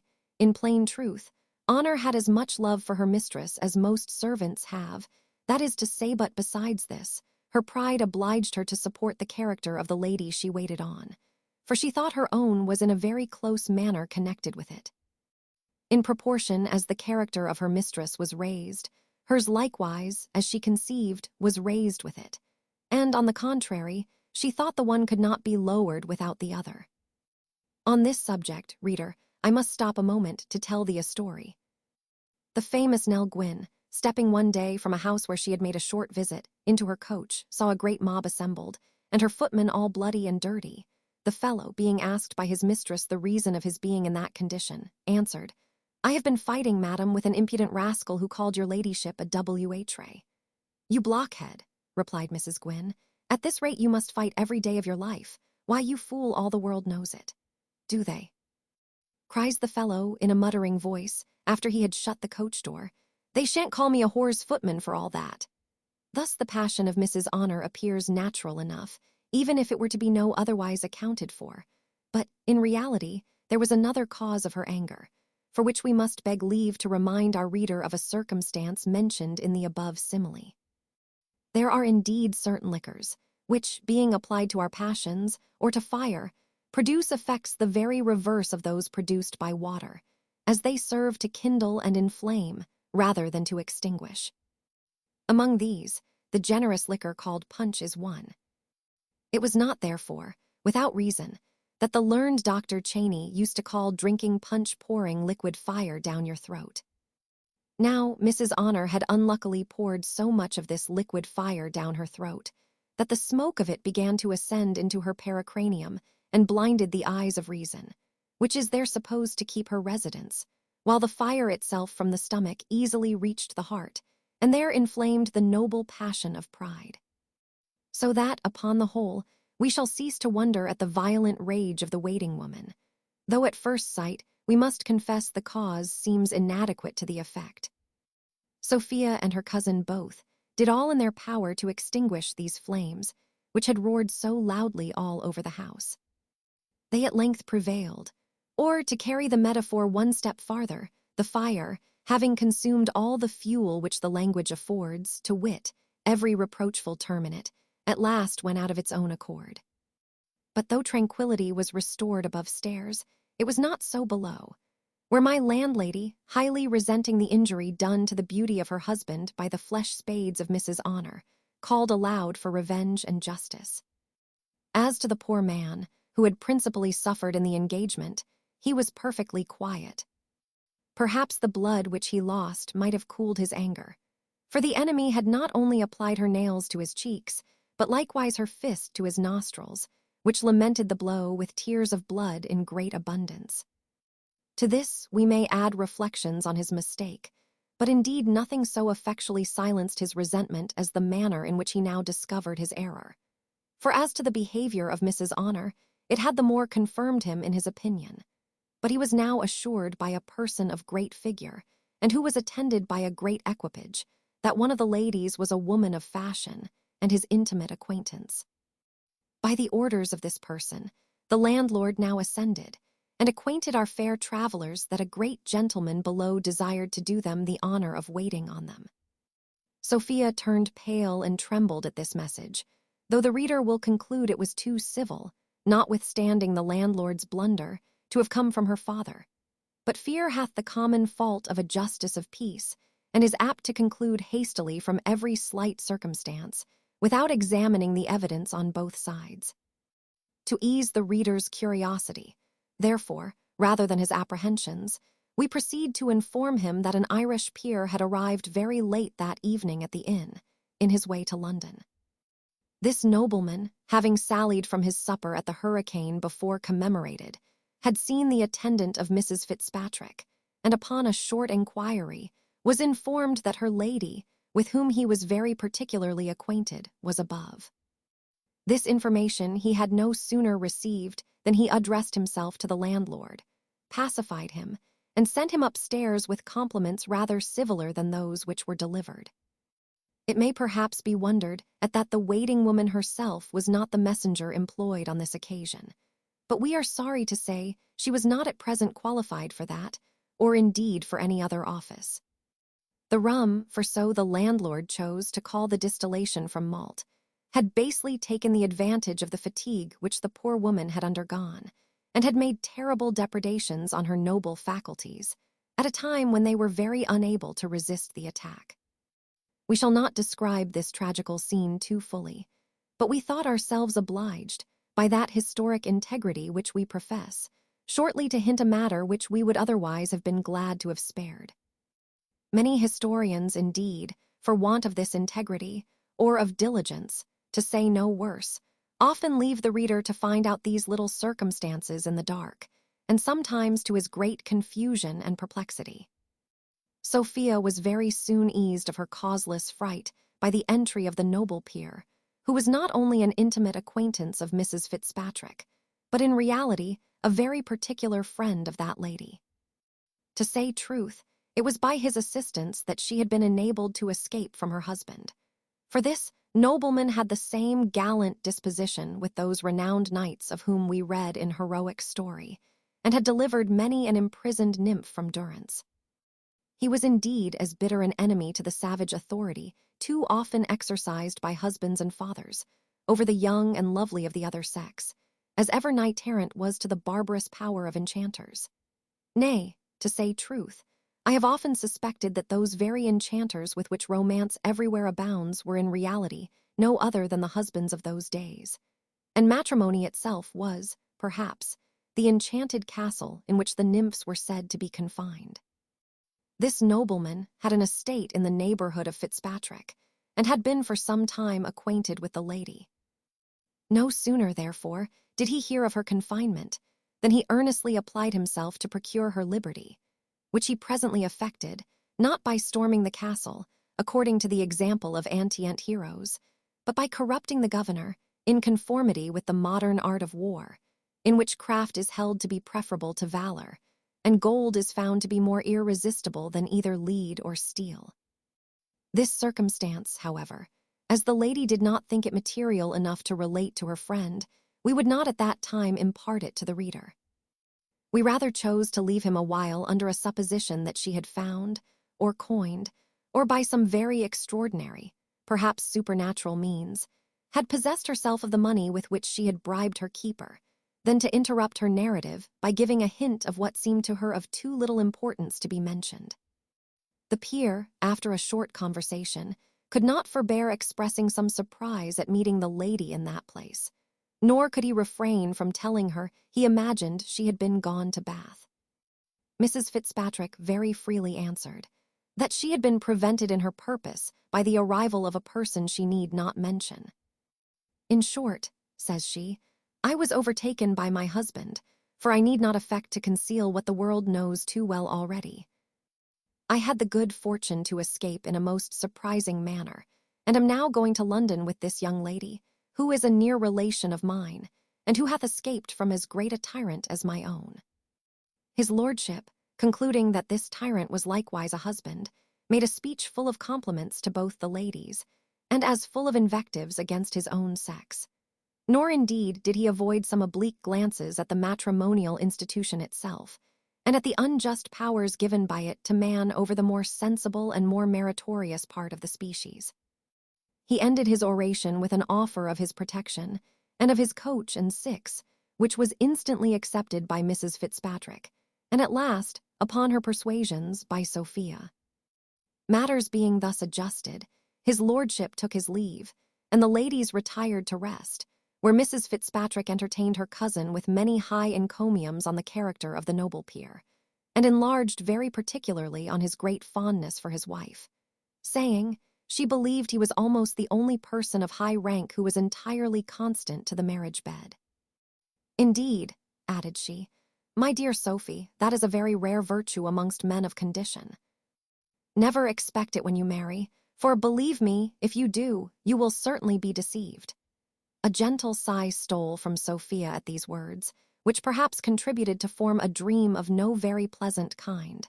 But as she never revealed this dream to anyone, so the reader cannot expect to see it related here. Chapter 9. The morning, introduced in some pretty writing. A stagecoach, the civility of chambermaids. The heroic temper of Sophia, her generosity. The return to it. The departure of the company, and their arrival at London, with some remarks for the use of travelers. Those members of society who are born to furnish the blessings of life now began to light their candles, in order to pursue their daily labors for the use of those who are born to enjoy these blessings. The sturdy hind now attends the levee of his fellow laborer the ox, the cunning artificer, the diligent mechanic, spring from their hard mattress. And now the bonny housemaid begins to repair the disordered drumroom, while the riotous authors of that disorder, in broken, interrupted slumbers, tumble and toss, as if the hardness of down disquieted their repose.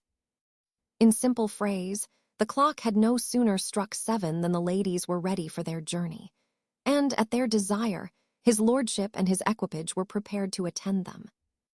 And now a matter of some difficulty arose, and this was how his lordship himself should be conveyed.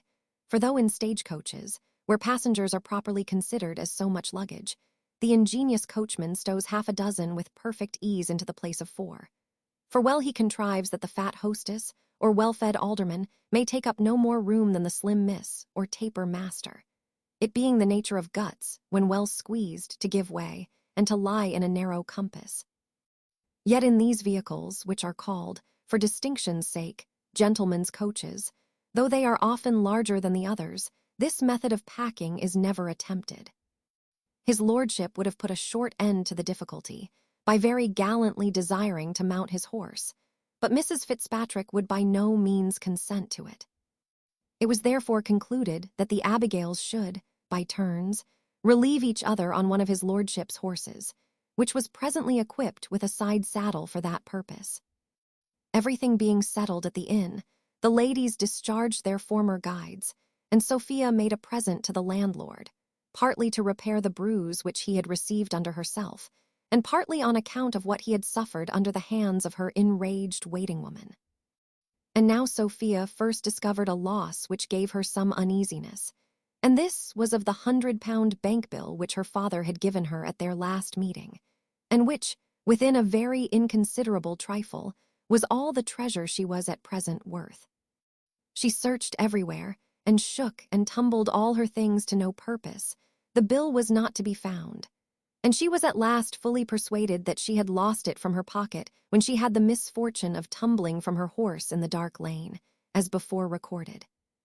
A fact that seemed the more probable, as she now recollected some discomposure in her pockets which had happened at that time, and the great difficulty with which she had drawn forth her handkerchief the very instant before her fall, in order to relieve the distress of Mrs. Fitzpatrick.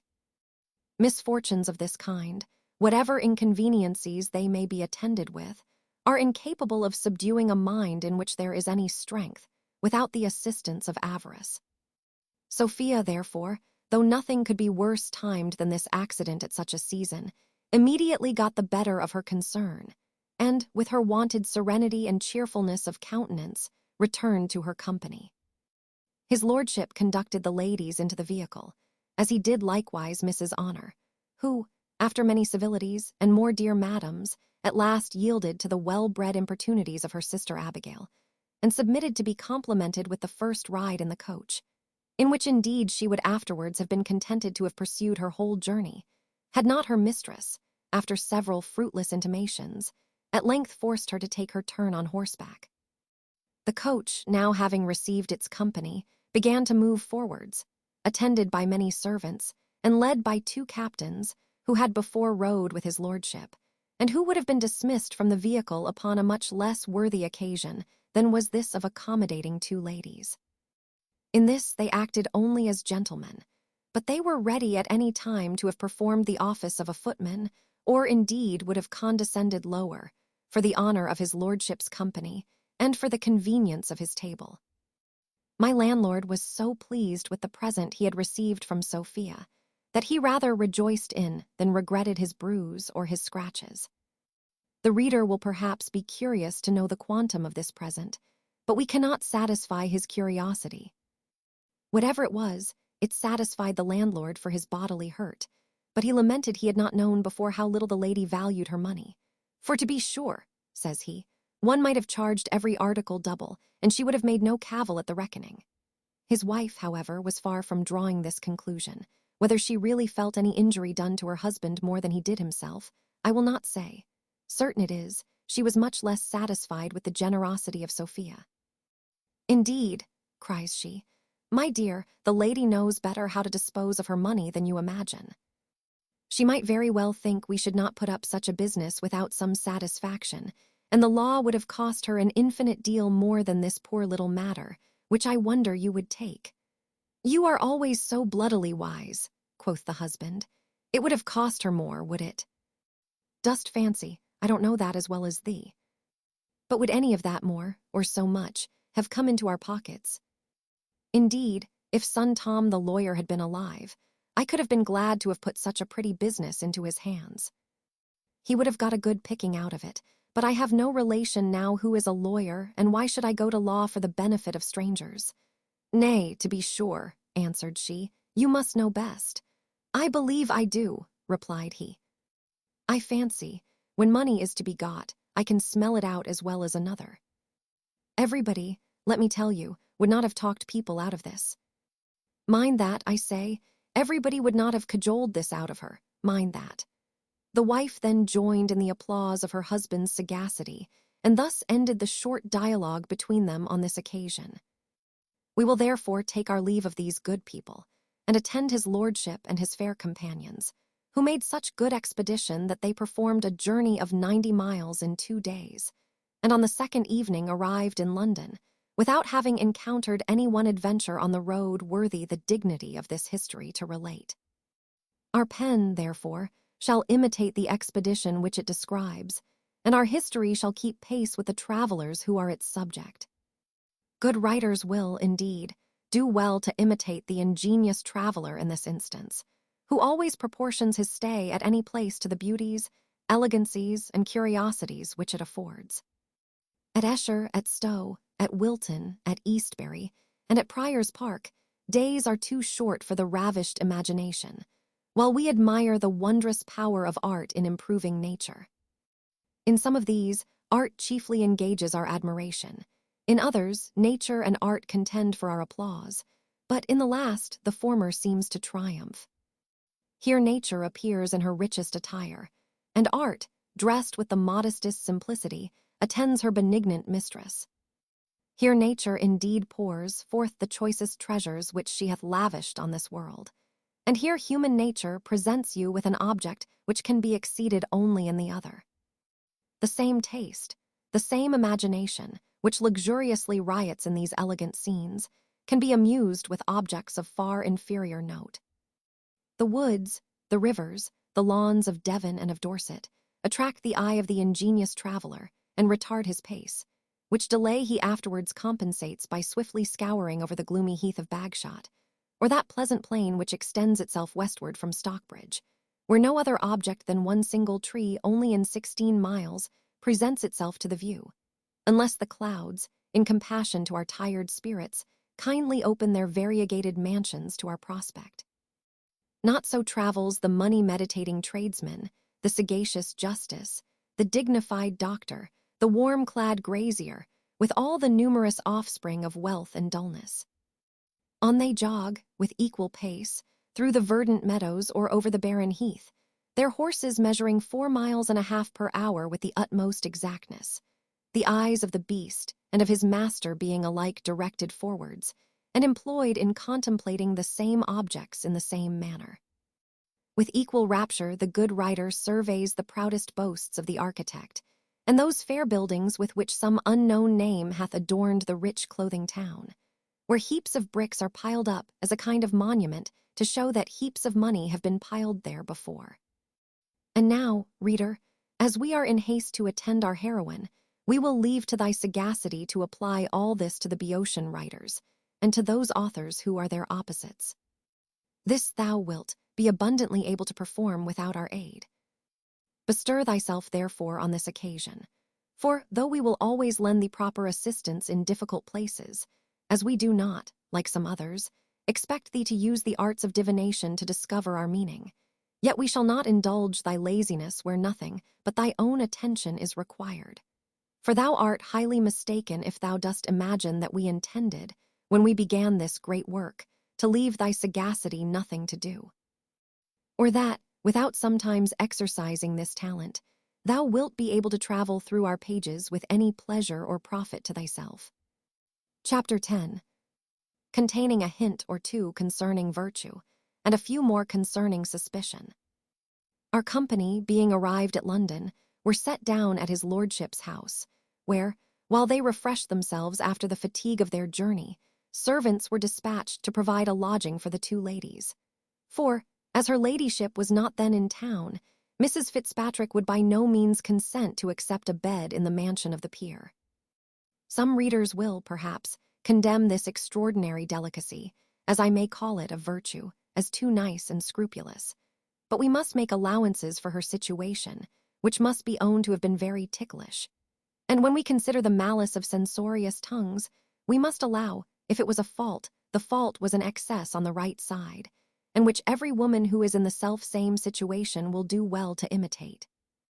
The most formal appearance of virtue, when it is only an appearance, may perhaps, in very abstracted considerations, seem to be rather less commendable than virtue itself without this formality.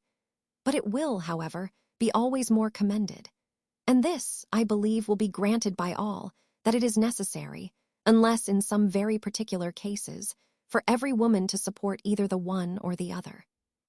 A lodging being prepared, Sophia accompanied her cousin for that evening, but resolved early in the morning to inquire after the lady into whose protection, as we have formerly mentioned, she had determined to throw herself when she quitted her father's house. And this she was the more eager in doing from some observations she had made during her journey in the coach. Now, as we would by no means fix the odious character of suspicion on Sophia, we are almost afraid to open to our reader the conceits which filled her mind concerning Mrs. Fitzpatrick, of whom she certainly entertained at present some doubts, which, as they are very apt to enter into the bosoms of the worst of people, we think proper not to mention more plainly till we have first suggested a word or two to our reader touching suspicion in general. Of this, there have always appeared to me to be 2 degrees. The first of these I choose to derive from the heart, as the extreme velocity of its discernment seems to denote some previous inward impulse, and the rather as this superlative degree often forms its own objects, sees what is not, and always more than really exists. This is that quick-sighted penetration whose hawk's eyes no symptom of evil can escape, which observes not only upon the actions, but upon the words and looks of men. And as it proceeds from the heart of the observer, so it dives into the heart of the observed, and there espies evil, as it were, in the first embryo, nay, sometimes before it can be said to be conceived. An admirable faculty, if it were infallible, but as this degree of perfection is not even claimed by more than one mortal being, so from the fallibility of such acute discernment have arisen many sad mischiefs and most grievous heartaches to innocence and virtue. I cannot help, therefore, regarding this vast quick-sightedness into evil as a vicious excess, and as a very pernicious evil in itself. And I am the more inclined to this opinion, as I am afraid it always proceeds from a bad heart, for the reasons I have above mentioned, and for one more, namely, because I never knew it the property of a good one. Now, from this degree of suspicion, I entirely and absolutely acquit Sophia. A second degree of this quality seems to arise from the head. This is, indeed, no other than the faculty of seeing what is before your eyes, and of drawing conclusions from what you see. The former of these is unavoidable by those who have any eyes, and the latter is perhaps no less certain and necessary a consequence of our having any brains. This is altogether as bitter an enemy to guilt as the former is to innocence, nor can I see it in an unamiable light, even though, through human fallibility, it should be sometimes mistaken. For instance, if a husband should accidentally surprise his wife in the lap, or in the embraces of some of those pretty young gentlemen who profess the art of cuckold-making, I should not highly, I think, blame him for concluding something more than what he saw, from the familiarities which he really had seen, and which we are at least favorable enough to when we call them innocent freedoms. The reader will easily suggest great plenty of instances to himself. I shall add but one more, which, however unchristian it may be thought by some, I cannot help esteeming to be strictly justifiable. And this is a suspicion that a man is capable of doing what he hath done already, and that it is possible for one who hath been a villain once to act the same part again. And, to confess the truth, of this degree of suspicion I believe Sophia was guilty. From this degree of suspicion, she had, in fact, conceived an opinion that her cousin was really not better than she should be. The case, it seems, was this. Mrs. Fitzpatrick wisely considered that the virtue of a young lady is, in the world, in the same situation with a poor hare, which is certain, whenever it ventures abroad, to meet its enemies, for it can hardly meet any other. No sooner, therefore, was she determined to take the first opportunity of quitting the protection of her husband, than she resolved to cast herself under the protection of some other man. And whom could she so properly choose to be her guardian as a person of quality, of fortune, of honor? And who, besides a gallant disposition which inclines men to knight-errantry, that is, to be the champions of ladies in distress, had often declared a violent attachment to herself, and had already given her all the instances of it in his power. But as the law hath foolishly omitted this office of vice-husband, or guardian to an eloped lady, and as malice is apt to denominate him by a more disagreeable appellation, it was concluded that his lordship should perform all such kind offices to the lady in secret, and without publicly assuming the character of her protector. Nay, to prevent any other person from seeing him in this light, it was agreed that the lady should proceed directly to Bath, and that his lordship should first go to London, and thence should go down to that place, by the advice of his physicians. Now all this Sophia very plainly understood, not from the lips or behavior of Mrs. Fitzpatrick, but from the peer, who was infinitely less expert at retaining a secret than was the good lady.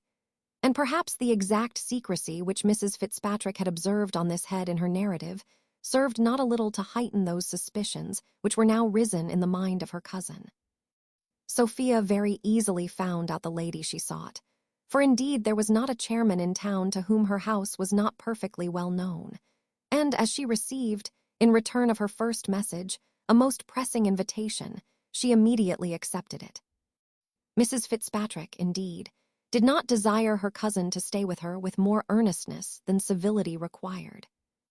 Whether she had discerned and resented the suspicion above mentioned, or from what other motive it arose, I cannot say, but certain it is, she was full as desirous of parting with Sophia as Sophia herself could be of going.